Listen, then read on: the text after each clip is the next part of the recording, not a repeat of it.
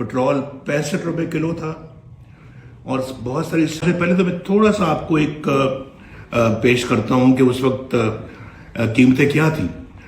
Dollar 105 रुपए था और उसके बाद चीनी 50 रुपए थी, आटा 35 रुपए किलो था, पेट्रोल 65 रुपए किलो था और बहुत सारी सब्जियां 10-10 रुपए किलो मिलती थी और बिजली का बिल बहुत कम होता था।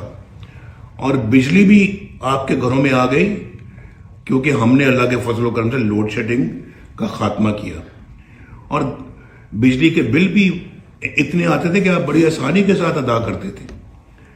मोटरवेज मुल्क में बन रही थी, दहशत गर्दी खत्म हो रही थी या खत्म हो चुकी थी, लोड शेडिंग खत्म हो गई थी, फॉरेन एक्सचेंज रिजर्व्स बुलंदी की बुलंद तरीन सतह पे थे, यानी कि बुलंद तरीन सतह पे हमारे फॉरेन एक्सचेंज रिजर्व्स थे।